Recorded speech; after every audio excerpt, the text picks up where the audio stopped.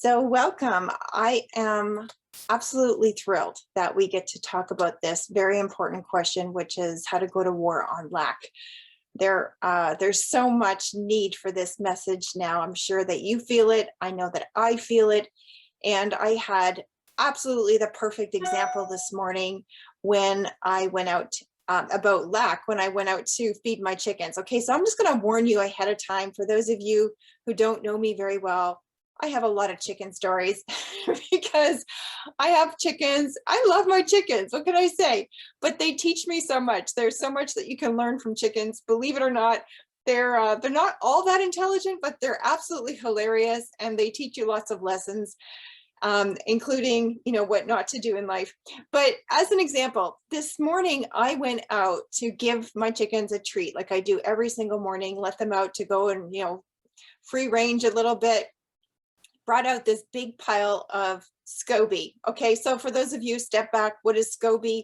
I make kombucha. I like kombucha. I like to make it myself. And the Scoby is the thing that we use to ferment the black tea, which then becomes the fermented black tea, which then we bottle with some flavorings to produce the kombucha, right? So yes, the chickens eat the Scoby. When you cut it up really small, it kind of looks like little worms. Don't be grossed out, it's not worms, but it looks like it, and they go crazy over it. They love the Scoby, and it's kind of funny when you put big pieces out and they kind of fight over the big pieces. But I had like a huge pile of it because I have a lot of Scoby. What can I say? So I put it out there. But the crazy thing is that instead of going to the huge pile of Scoby that I put out there, one of them would see that someone else, like another chicken, had some in her mouth, and then that chicken with it in her mouth would run away, and the other ones would chase her. And that kept happening. And I'm like, girls, there is a huge pile right here and you're chasing each other. Well, the really smart ones who recognize that they were standing in front of a pile of abundance were just sitting there and munching away, having a great old time, getting full, not having to chase anybody, while the other ones were chasing the other for that little tiny little bit of Scoby that was in their mouth. It was absolutely hilarious to watch, but I think it's the perfect example. We can be like that, right? We're going to be, having this incredible abundance put before us by God every single day when we start our day. And yet sometimes what do? We look at what others have, and then we resent it. And maybe sometimes we chase them around and try to take what they have, or maybe we try to diminish what they have, when all the time there is this massive abundance waiting right before us. And it's just there for us to access. And so we have become many times so consumed with what we lack that we almost wear it like it's a badge of honor. It seems like our default message becomes, I can't afford it, or I can't do that activity because I have this or that physical issue. We've gotten used to cursing ourselves. Sadly, we say, oh, if we can't do something properly, or if we make a mistake, I'm so stupid. Or we look in the mirror and then we say, I'm so fat. Listen, you are not stupid. You are not fat, and you can do amazing things. Now, I want you to think about this, because my daughter has this game. It's called the detective game. She bought it for us for Christmas, or actually I bought it for her first, and then she bought me an add-on pack. And this detective game is intense. It's like a 5-hour game. You get into this whole like scenario, and everybody plays a different character. And depending on the choices that you make in the game, you can solve a crime or not solve a crime. You get certain clues or you don't get certain clues. The game can be played differently depending on the choices you make. So my daughter played it twice, once with us and once with another group of people. When she played it with the other group of people, they made completely different choices. And so they've got different, a different experience in the game. Imagine if you can go back in your life and make different choices and kind of replay a portion of your life. What different choices would you make? How would that affect what you're living in now based on the choices that you made before? Well, the bad news is that you can't go back and redo a part of your life. But the good news is that you can make choices moving forward. Abundance is waiting for you if you make the right choices. And so today what we're going to do is we're going to walk through some of the steps that you can take to walk in the abundance that God intended for you. Some of you don't necessarily believe or even know that God intended this for you, but I'm gonna pray that the whole message of abundance just gets right into your heart, because you deserve, not because of what you've done in your life. You deserve it because it's the gift that God gives you. Now, abundance is a word that means a lot to me because my childhood was full of lack. The first aspect of lack was that I lacked a parent. My mom was a single mom. My dad was a thief, a bootlegger, a pimp. He was a lot of things, but he definitely was not present. And my mom was, as a single mom, she was frugal, but kind of frugal to an excess. You know, growing up, we shopped for clothes in the bargain basement. You know, I always had the cheapest food. Our gifts and cards were often secured from garage sales. And, you know, to be fair, my mom had the responsibility to raise 5 kids on her own because my dad never hung around for that long. So her frugalness is probably what kept us alive. And I do honor her, and I'm grateful for her sacrifice for raising me. And I want to honor her memory because she's passed away now. But as I look back, I can see that, you know, some of her penny pinching ways went way beyond good financial stewardship and bordered into miserliness, you know. So there was a deep-seated fear of lack in her, and that kind of was passed on to me. So financial lack was certainly part of my childhood. And even though I had that, probably the most damaging part of lack was the lack of love. My mother was an alcoholic, and I'm sure that because of her heartbreak and her hurt, she had a lot to deal with and a lot to process, and didn't necessarily have a lot to give me. But because she never got healing for herself, her way of dealing with her hurt was to be abusive, physically, verbally, you know, mentally. When I was 10 years old, she moved in with her boyfriend, and he was sexually abusive. And then at the age of 15, I was finally taken out of my home and put into foster care.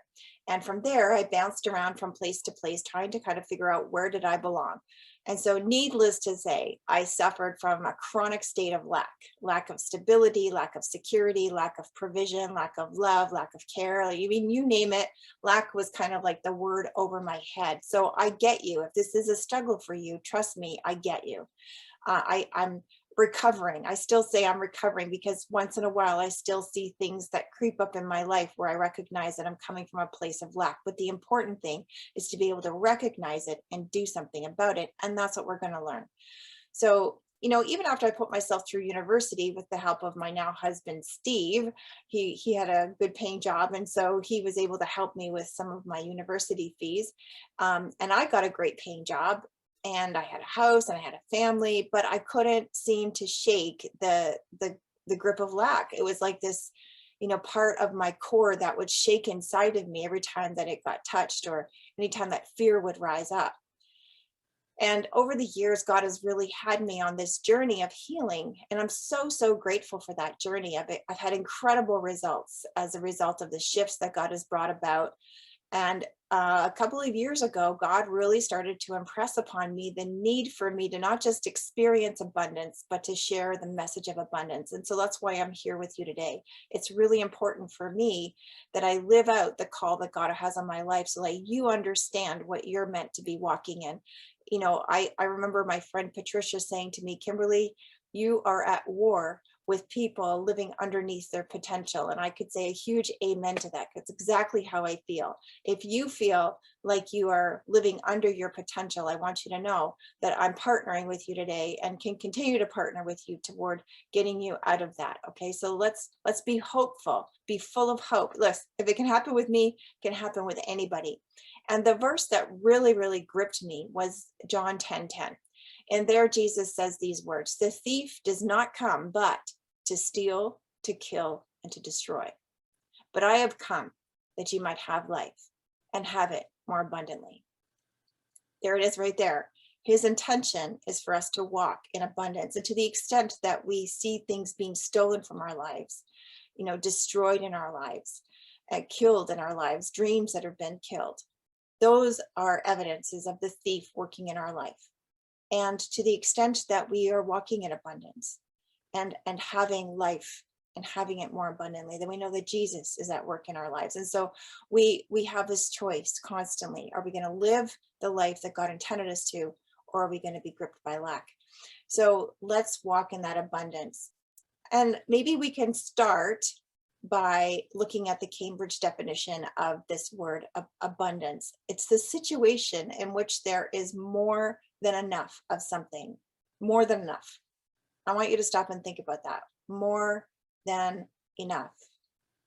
I don't know about you, but my imagination kind of goes wild thinking about all the possible areas that Jesus intends for us to live in the more than enough: health, finances, relationships, intimacy with God, joy, peace, vision, success, goodness, forgiveness, mercy, opportunity. These are just to name a few. And if I can consider these things and think about these things, imagine what Jesus actually intended, considering that he is infinite. And so I can only imagine that the abundance is meant to be exceedingly abundantly above all we can ask or imagine. Abundant health, abundant joy, abundant finances. That's what Jesus came for us to have. But yet, when you look around you, let me ask you, what do you see? Do you see this? Or do you see instead so many people struggling with sickness, depression, and lack? That's what I see. And that's why I'm so passionate about this message. And I think part of the problem is that many of us have become comfortable with a state of lack. Some groups even exalt lack as though it is the supreme state. You know, that you're almost like there's this Monty Python skit where these old men sit around talking about how awful they had it in their past. It's kind of funny, actually. It's called the Yorkshiremen. There's 5 of them, the 5 Yorkshiremen. I think it's hilarious. It's kind of dry humor, but you know, they're talking about how much they lacked when they were younger. And even though it's a comedy skit, for goodness sakes, that's what some of us do. And some of us don't do it just in the past because these are rich guys now. Some of us do it with what we're living in currently. Oh, you think you've got it bad. I've got my mortgage that I can't pay. I'm this sickness happening. My kids are this, you know, like, are we in a contest for who can have the most lack? And it's almost like you get this badge of honor, especially in church. If you're really walking in lack, then you're really godly, right? And it's just so wrong. The problem is that we've become comfortable with it. We need to get over that. Of course, we have to be content with our situation. I'm not saying that we don't need to be content, but there is nothing honorable about hanging on to lack as a shield because we're afraid to believe that there's more. There's nothing honorable about accepting sickness, misery, and poverty as our lot in life when we're actually been offered healing by God, and he's offered us joy, and he's offered us an abundance of wealth. Why is it honoring to God to stay in lack when that's what he's offering? Now, if God is calling you to be content with little because that's the season that you're in, well, then I would say, you know, be in that season. Choose to obey and be comfortable and content in that season. But you'd better be clear that that's actually what he's calling you into, and that you're not just walking with a lack mindset. And then you need to ask yourself, maybe you need to be content with little in the way of finances, but what about your emotional health, your relationships, your physical health? Are you expecting that even your spiritual fervency, are you expecting that you're supposed to have lack in all of these areas? If so, I'm going to challenge you to believe that God intends for you to have more. If we're walking in lack because we've misunderstood the abundance that God has for you, well, then stay tuned, because that's what we're going to learn, is some tools to get out of lack. So the way that I like to describe it is, to deal with lack, we want to get out with the bad and in with the good. And of course, this is with anything good in life. I teach natural health for a living. And when we're talking about cleansing, we do the exact same thing: out with the bad, in with the good. So what's the bad we want to be out with? Well, we want to let go of lack. And we're going to learn some steps to do that. And then we want in with the good, which is to step into abundance. Okay, so letting go of lack and then stepping into abundance. So how do we let go of lack? You know, it's a big question. You know, weeding out lack is really requires an all-encompassing approach. And that's what I'm all about, is being all-encompassing. I don't like to just have abundance in one area and then not the others. But we're going to go over 3 steps today. And of course, it's not going to solve every issue of lack in your life, but it's going to be an important 3 steps. So all of them involve, by the way, doing business with yourself. So get ready, get uncomfortable, because abundance is waiting on the other side. Now, I have a funny story to tell. I was on a cruise. Actually, Jenny, who's on this call, was on the cruise with me, but she wasn't on this particular scuba diving trip. I'm going to take her scuba diving one day. But I was out in Honduras, and we were on this beautiful scuba diving trip. And I was so, so grateful to be there. I loved it. It was a great cruise. But what happened is, at the end, I always have this problem when I'm scuba diving. And this problem is that I get cold easy. So that means that I wear this big honking thick a wetsuit, which is like 7 mils. It's like really, really thick, keeps me super warm. I'm never cold, which I love. The problem is that from a buoyancy perspective, when you're trying to be down and you're wearing a wetsuit that keeps you up, you need to put more weight on. So I put weights on my weight belt to get me down, but then I have too much weight, because by the time I'm down at the bottom scuba diving, well, the weights are too many and I need to hand over some of the weight to the instructor. So we developed this system where I would wear excess weight on the way down. Once I was down at the bottom with the weight of the water on top of me, I didn't need all that weight. I would hand some back over to the instructor. Great plan, except when it was time to get out of the water, okay? Because when you're coming up back to the surface, you can't just go all the way to the surface. You have to do what's called a safety stop. This helps to release the nitrogen in your body that's been building up, and you need to do that safety stop, and they count over, 3 minutes safety stop. And I couldn't stay buoyant at one level. I couldn't keep my buoyancy because I was going to float all the way to the top because of my wetsuit, and I didn't have the weights with me anymore. So I had a great idea. I was going to hang on to the rope, and it's the mooring line for the boat. Okay, so this rope it's not just one that they throw over into the water like the anchor, it's the mooring line. So it's there for all time. It's there all the time. And I was hanging on to this rope, and I'm looking at the instructor, and he's quite a ways off, but he's making these hand signals. I have no idea what he's saying because I don't read scuba diving hand signals all that well. I just like looking at the fish. So he's making these hand signals. I'm like, I don't know what you're talking about. I'm doing my safety stop. You're getting all fussed for no reason. I don't know. Anyway, I couldn't figure it out. So then I'm on my way up, and I come out of the boat, and of course he's there waiting, and I'm passing my flippers up to him, and he says to me, I was trying to let you know that you're hanging on to fire coral. So if you don't know what fire coral is, it literally feels like fire on your hands. And because there are baby fire corals, I didn't feel it right away. But as soon as he said it, I'm thinking, oh, I was wondering why my hands started feeling hot. And I looked at my hands, and they were getting redder and redder. And over the next many days, actually took like almost 10 days for that redness and the heat to leave my hands, because my hands were so hot all the time, and they were like red. So this is a perfect story to explain the first thing that we need to do in creating letting go of lack. And you're like, what the heck does this have to do with it? Well, I'm telling you, there are things that we hang on to that are destroying us. There are things that are hanging on to that are hurting us. And that's like me hanging onto the fire coral. And I thought I had to do it to keep me safe. I thought I had to do it so that it was going to be better for me, but it was actually hurting me. And if you are hanging on to unforgiveness, you're doing that same thing. But it's worse than just fire coral. That was just stinging my hands for a few days.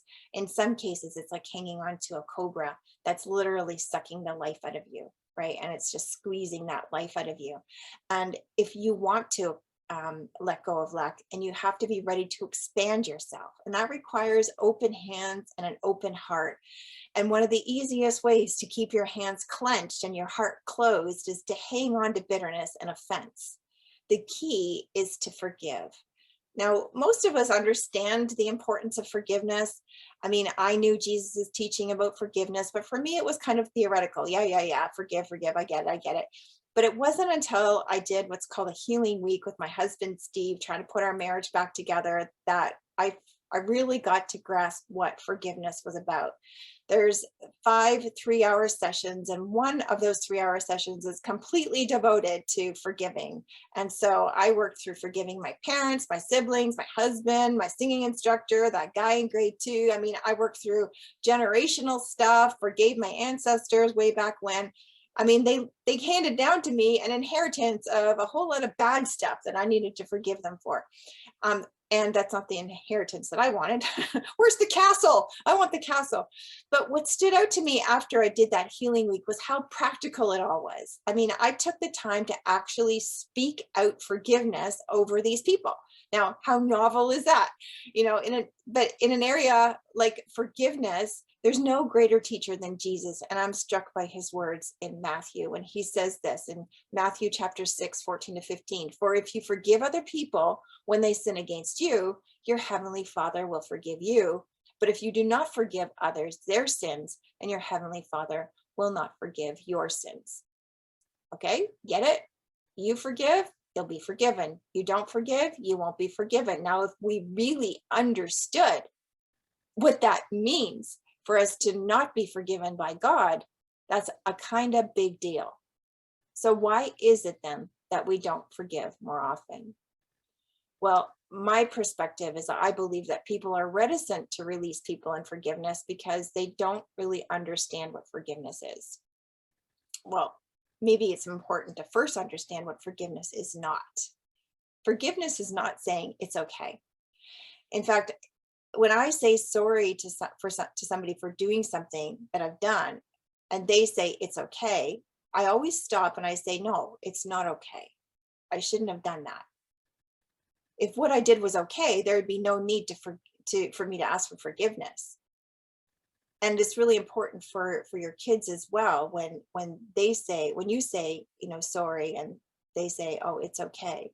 No, it's not okay. Teach your children to say, I forgive you, not it's okay. There's a difference. I forgive you is not it's okay. And when we get those two things kind of confused, it's no wonder we don't want to forgive. I had a man abuse me. He used his power over me to sexually abuse me for 3 years. It was definitely not okay. The true essence of forgiveness, what Jesus is outlining in that parable, is releasing somebody from a debt. That's a much healthier way to look at forgiveness. They really, truly owe you something. They really do. You're not saying that what they did was okay. You're saying that what they did hurt you. And in some ways, perhaps it hurt you in multiple ways. And that they actually owe you something. Maybe they owe you an apology. Maybe they owe you money. Maybe they owe you honor or something that they can never give you. They owe you. Maybe they can't ever repay it. When you forgive them, what you're saying is, I'm releasing you from this debt. I'm not going to come looking for collection anymore. And why would you do that? Why would you release somebody from a debt when they actually owe you something? Well, for two really important reasons, actually 3, and all of them are for your benefit. First of all, Jesus was really clear. If you hang on to their debt, he's going to hang on to yours. And you're going to be handed over and tormented until you can pay it all back. You really want to be able to pay that all back or have to pay that all back? You have incurred a debt that you can never repay except for with your life eternally in punishment. Do you really want to pay that? And it becomes evident that we don't just pay kind of eternally, there's immediate repayment. As long, and so this is the benefit number 2, and the reason number 2, as long as you keep remembering that that person owes you something, you will never be free of their influence in your life. There's always going to be an invisible tie. It's kind of like that Wi-Fi signal. When you have a Wi-Fi, router, it's always looking for something to pick up the signal. And you become like that. Whenever you go into a room, your Wi-Fi signal is always looking, it's picking up that signal, right? That person's in the room. You can't move on with your life until you turn the modem off and it's no longer a signal that's going out. You have to cut the tie. And then the third reason why you want to, so first of all, if you want to be forgiven, you have to forgive. Secondly, if you want to be able to move on in your life, you have to cut that tie, turn off the modem, get rid of the signal. And thirdly, negative emotions like bitterness, hatred, vengefulness, envy, they're all tied up with unforgiveness. And when you release somebody in forgiveness, a lot of those negative emotions go. And if you understand anything about abundance, you cannot walk in emotional abundance while you're hanging on to hatred, vengefulness, bitterness, all of those things. They're eating you up, they're destroying you. Remember that emotion is energy in motion. And those emotions are going through your body. And if they're negative, they're being absorbed into your cells and your tissues and your organs. And you're dealing with physical issues because of negative emotions that you are keeping in. Get them out. You don't want them. So forgiveness is important. It's a critical aspect. What happens when we forgive is nothing short of a miracle. As Lewis Smead says, to forgive is to set a prisoner free and then to discover that the prisoner was you. So forgiveness is the first stepping stone toward letting go of lack. Remember, you're not a victim, but it goes beyond that. And for this, I'm going to not sing, although I could. I'm going to quote a song. Let me know if you know where this is from. But the tigers come at night with their voices soft as thunder, and they tear your hope apart as they turn your dream to shame. 2 points if you remember where that's from. I'm not sure if you do, but I'll tell you. Okay, I'm going to do the little song. Do, do, do, do. Who knows where it's from? Do, do, do, do, do, do, do, do. Free Melissa oil. No, just kidding. Okay, no one knows where it's from. Well, these haunting lyrics are actually from the song in Les Mis called I Dreamed a Dream. It's part of the lament song sung by the anguished Fantine, who has been fired from her job at the factory, thrown onto the streets. She thinks back to happier days and she wonders at all that has gone wrong in her life.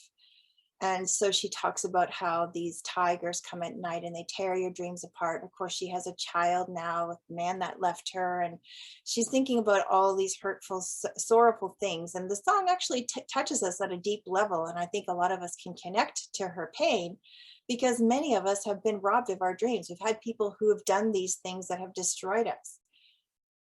But is it any wonder that, these things are eating us up, that this hurt is making itself manifest in our lives? Because Jesus said the thief comes to steal and to kill and to destroy. And he destroys our dreams. He destroys our hope. He destroys all of those things. Now, I spent a lot of time singing that song. I knew that I was capable of great things, but Jerry was my mother's boyfriend.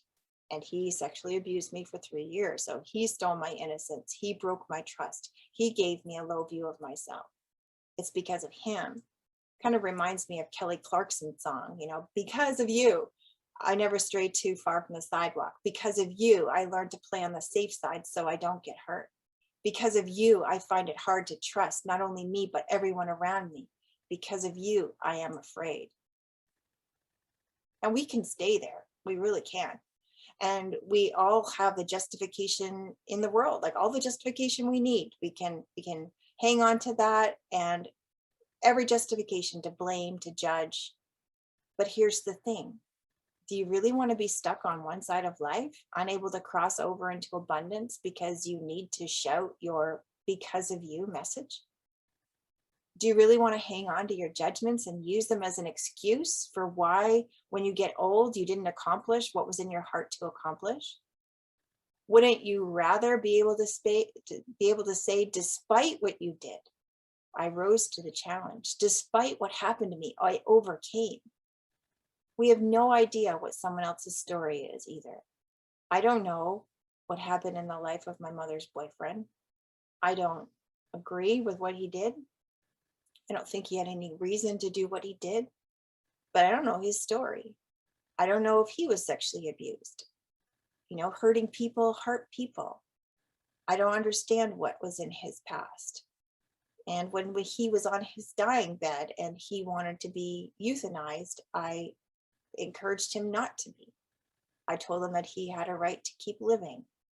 Why did I do that when I could have been, over with him as he asked for euthanasia?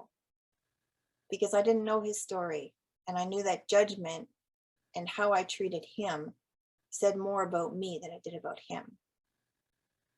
So judgment's something that we use to protect ourselves when we feel powerless. But when we know our power, when we know our strength, we don't have to walk in judgment of other people. Instead, we can trust in God's ability to bless and to protect. We trust in his promise that he's going to make all things beautiful in his time.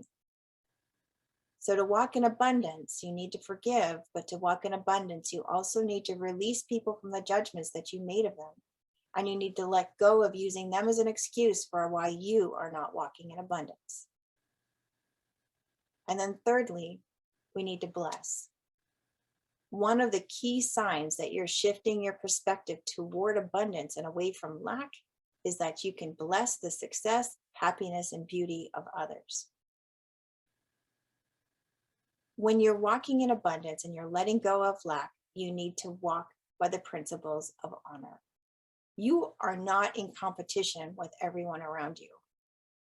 You're not needing to, diminish other people so that you make yourself feel better. When you do that, you're hanging on to lack. You're meant to lock arms with those around you so that you succeed together. There's room for everyone to play in the sandbox. Someone else's success doesn't mean that there's less in life for you or for me. There's enough for everyone. If you see someone as beautiful, don't think of what you aren't when you look at them. Don't think, well, they have this and I don't. Instead, bless their beauty. The more that I can recognize the beauty of others, the more beautiful I become. If you see someone as successful, bless their success. Romans 12:15 says, rejoice with those who rejoice and mourn with those who mourn. Now, we're really good at mourning with those who mourn, but rejoicing with those who rejoice is harder. Well, it is when we're walking in a spirit of lack.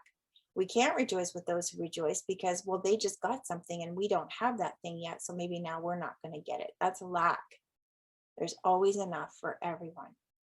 Instead, be a cheerful giver. Be a giver of compliments. Be a giver of money. Be a giver of help. Be a giver of support and encouragement. Be a giver of forgiveness. The more you give, the more joy you receive, and the more abundance you invite into your life. As Proverbs 18:16 says, a gift opens the way and ushers the giver into the presence of the great. Letting go of lack requires you to bless. Forgive, release, and bless. So that's how we let go of lack. And now what can we do to step into abundance? Look at these beautiful children rejoicing in abundance. Well, the first thing is to shift your mindset. Now, as you can tell, I love the book of Proverbs.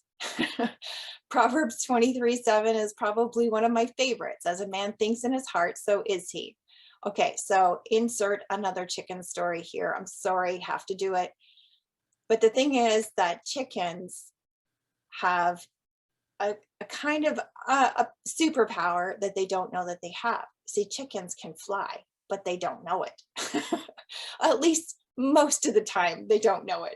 They kind of get, glimpses of it now and then when they, figure out that I've got seeds in my pocket and one of them flies up and lands on my shoulder while I'm standing up.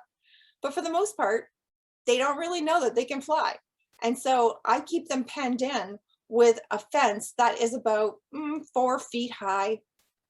They can fly way over that thing.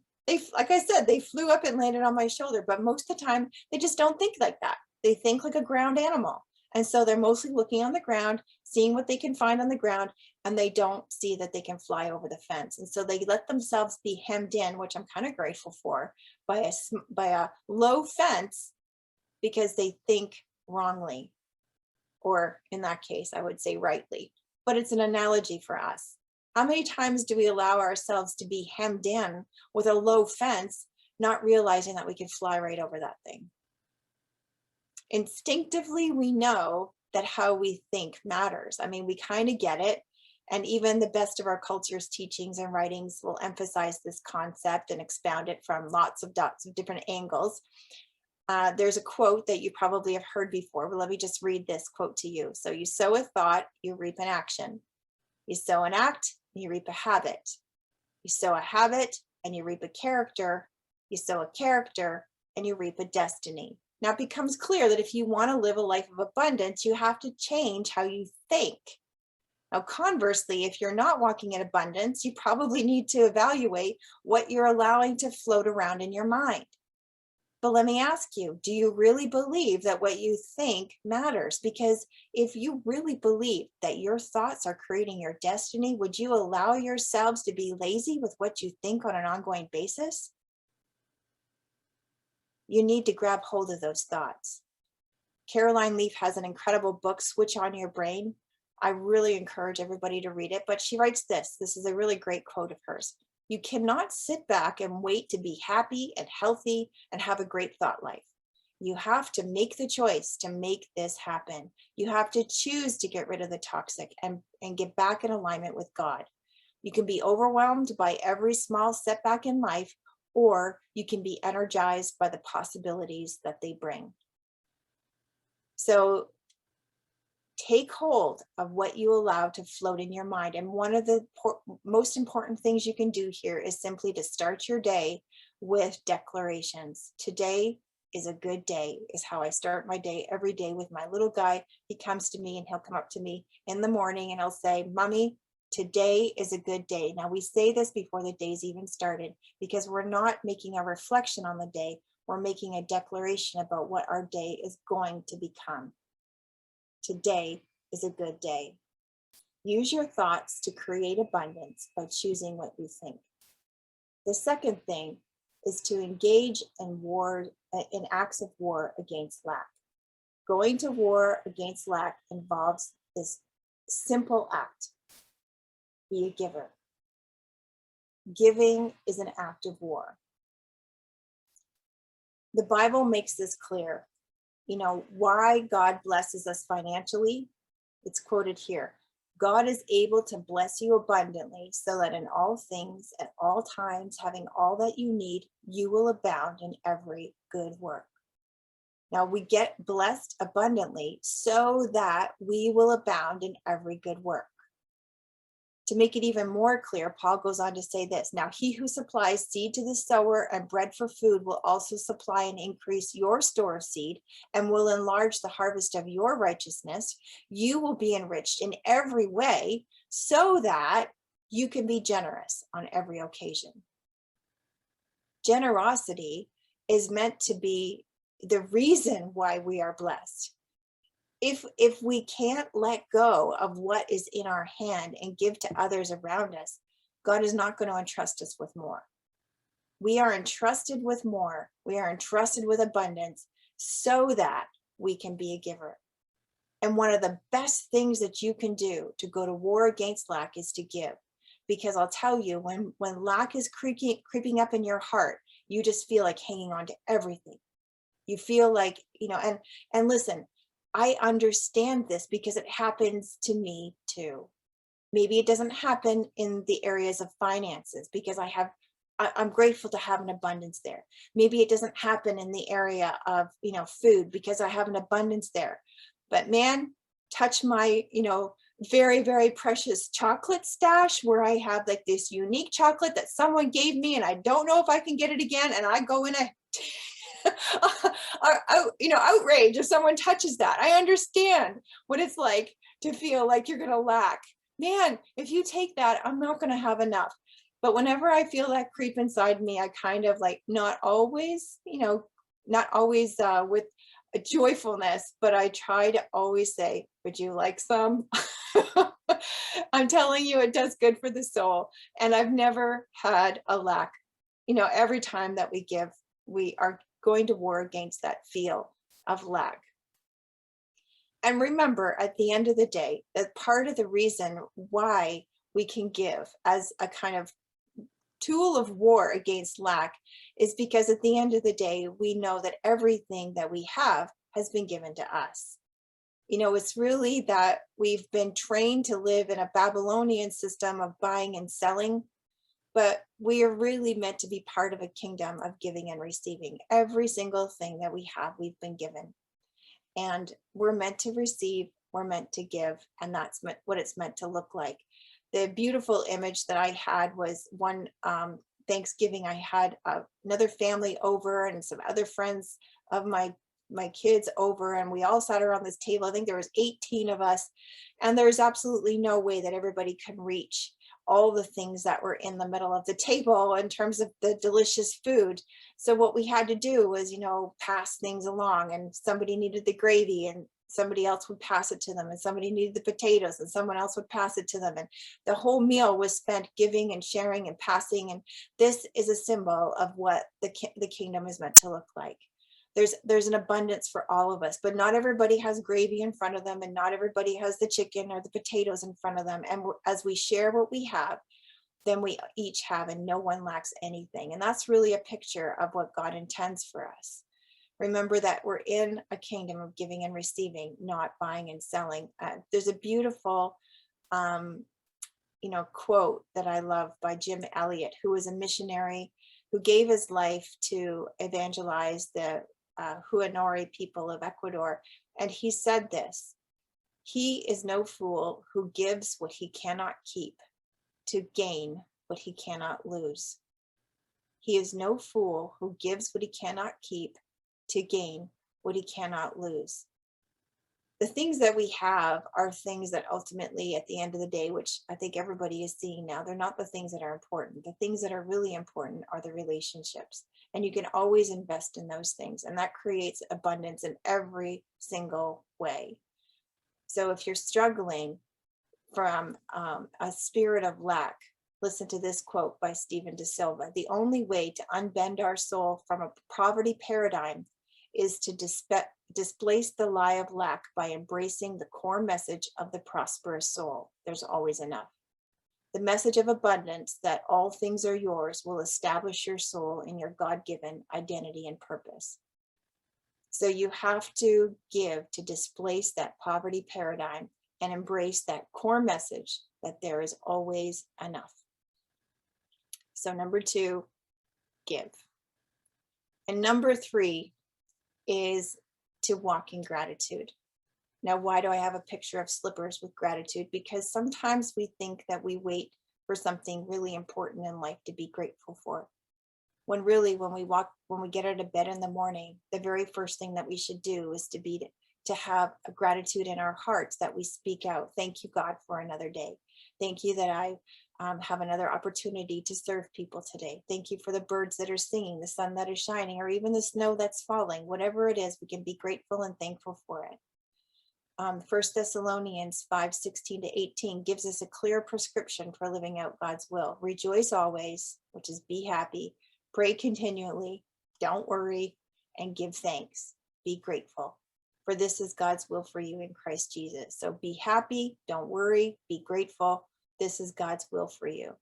You can approach God's gifts as if he's holding something out on you. You can approach, a task that he set before you as though he's asking too much of you.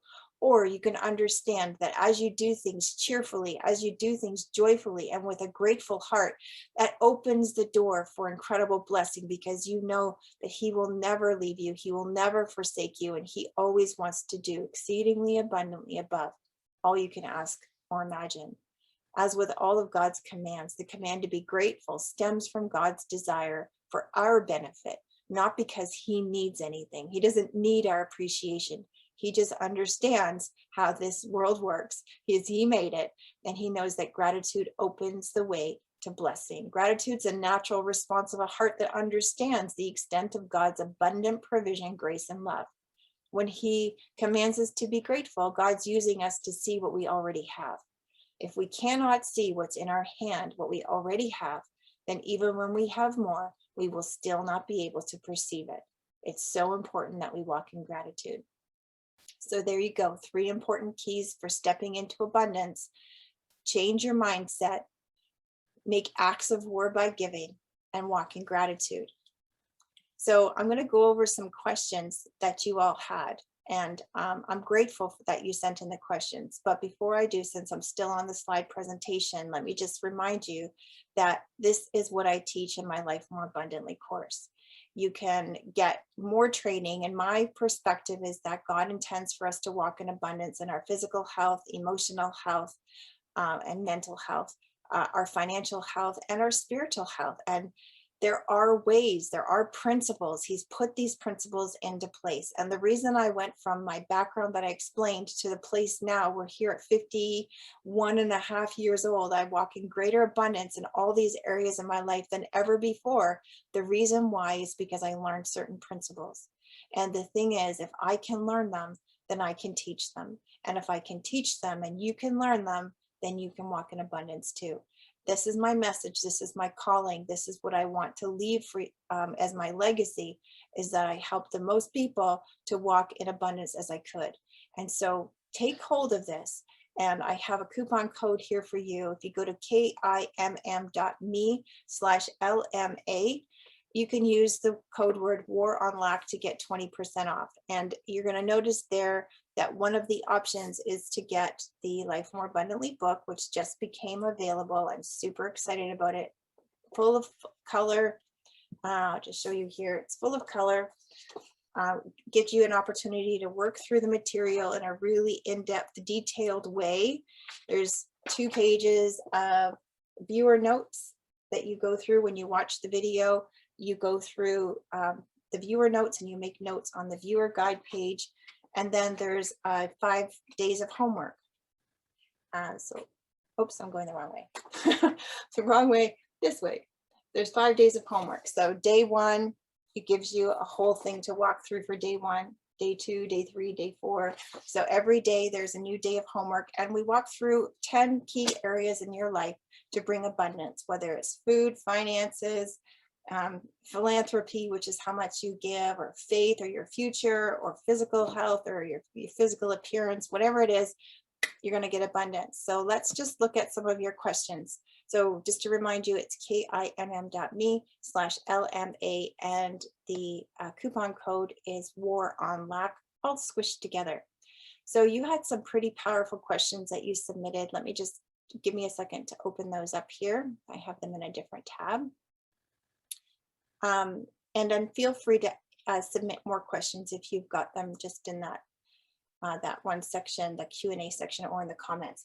So one of you is asking, how can you go to war against negativity when you always feel like something bad will happen, especially if things are good? And I totally get that. It's like, wow, finally things are good. Oh no, I'm just waiting for that bad thing to happen. And I get that. I understand. I think there's been a lot of negative programming with movies even, or those things happen, or with this understanding that we can be a little bit happy, but not too happy, because if you're too happy, then, and that's really just a lack of understanding about what God intends for us. And I get that. I know that when I first had my 4th child, every single time I would look over him, I would like, oh, he's so beautiful. I put him to bed. I'm so grateful for him. All of a sudden, my mind would be filled with all these horrible things that could possibly happen to him. And I would be filled with panic. I was like, why do I do this to myself?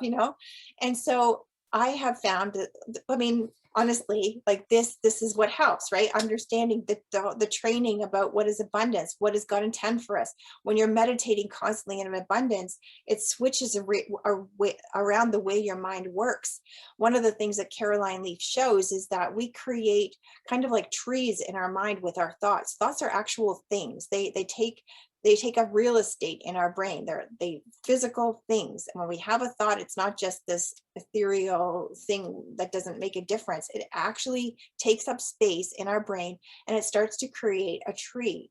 And if the thoughts are positive, the brain scans, like this is scientific studies, the brain scans show that tree, if the thoughts are positive, will be this beautiful kind of flourishing looking tree. But if the thoughts are negative, the tree is like warped and twisted. And so whenever Caroline Leaf speaks, she has this beautiful, healthy looking tree on one side and a twisted, warped tree on another. And she says, you get to choose based on how you think. We can literally rewire how our brain works and the pathways. If you think about going through to a forest, it's usually pretty clear what pathways people have taken that are really, really worn, clearly, and it's easy to travel in those pathways. That's what happens with our thinking. When we're used to thinking a certain way, we create these pathways through our minds. But if we don't walk on those pathways, after a while, those pathways will get covered over. And if we start, practicing, really, really being intentional about practicing going in a different pathway, well, then over time, that will be the automatic pathway. It takes time, but you can shift it. This is the power of your thoughts. And do declarations. This is so important. Like when I mentioned about the positive declarations, every single night when my son goes to bed now, I speak a blessing over him. And, I'll ask him, what do you want to have blessed? Do you want your hands blessed? Okay, Jonathan, Josiah Malusis, I call your spirit to attention in the name of Jesus of Nazareth. And I say to you, Jonathan, you are blessed. I bless your hands. I bless God to establish the work of your hands. I bless you to use your hands to be lifted up to God in prayer and praise. I bless you to use your hands to create incredible things for the kingdom of God. And I just start speaking blessing over him. We can do that to ourselves. We can bless ourselves. We can bless our minds. We can have, speak blessing over the things in our life, the people in our life. And it's incredible that as we start to speak blessing, as we start to train our minds to abundance, you're going to see an incredible shift happen. And then you start to understand that we have a God whose heart is that we walk in more. I mean, it's not about more for the sake of spending on our own. Like, it says on the Bible, you ask with wrong motives that you can spend what you get on your pleasures. That's not the point of having more. We have more so we can give more. We have more so that we teach others that more is possible. And we all rise together. That's how it's meant to be. So I'm hoping that helps to answer your question. And if it doesn't answer your question, feel free to clarify. Okay, so one of the questions is, what does going to war mean? How do I go to war with these bad things in my life? So I think part of what we've been talking about has helped. Hopefully you understand what I mean by going to war. But the important thing about war is that it's intentional. And the important thing about war is that you are on guard. I mean, I've been using this explanation of the hawks recently, another chicken story, sorry. But, I have a couple of months ago, I had one of my chickens get attacked by a hawk. And thankfully she survived. She had some feathers missing and she had some, bites out of her comb, but she was survived. And so she's well, but it's really made me careful about protecting them. And so I have them in a protected area now where the hawks can't get to. But before then, anytime I would let them out, I was constantly watching the sky because those hawks are absolutely, indomitable. Nothing will prevent them from coming back and looking. Once they know that there's food there, as in my chickens that are not for them to touch, they will come back, and they are incessant. And every single opportunity, they're just waiting for that one opportunity when we're not watching, and they can grab the chicken. And that's how it is sometimes with war. When we understand, when we put our feet on the ground every day, that we are going into a war, and the war isn't against people.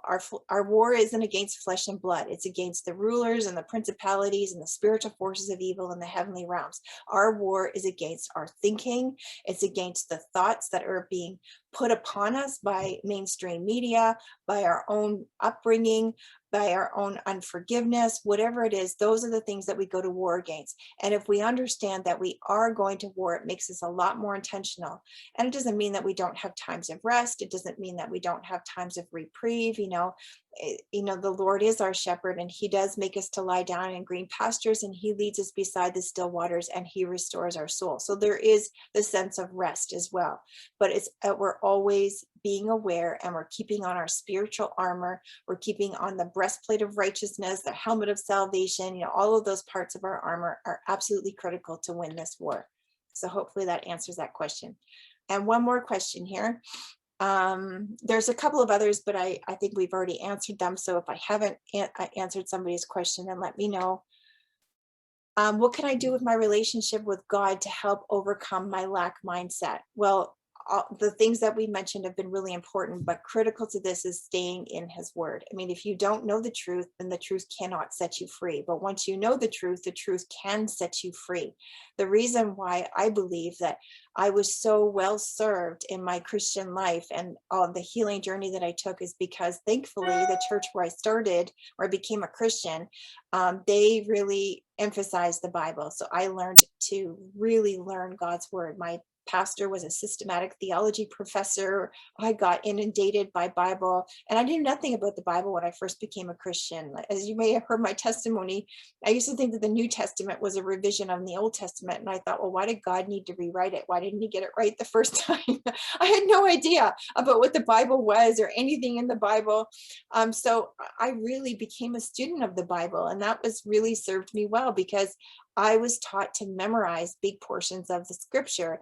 And when I'm in a place of, discouragement, it says that he's going to give us a way out so that we can endure it. And my way out often is by recalling something that I had memorized and using it in that moment to overcome. So that helps in my relationship with God, because then I know him. I don't understand always what's happening around me. I can't always trust what I'm seeing with my eyes, but I can trust God. I have proven him, so to speak, to be faithful always. He's always come forward. He always has, done what is right and done what is good. As I look back, part of that shield of faith that we put before us, I look at it as the shield of faith protects us from the flaming arrows of the evil one. But on the other side of that shield are written all the times in the past where God has come through for me and where he's come through for others. And I remind myself of that. And I look at the scripture passages and I see that this happened in the past and this happened and this happened, and God always came through. So definitely, to grow in your relationship with God, I would say become a student of the word.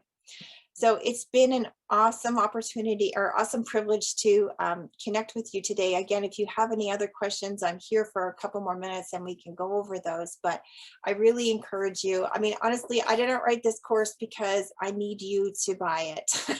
I'm so grateful with the finances God has given me, but you're going to get an opportunity to get this book.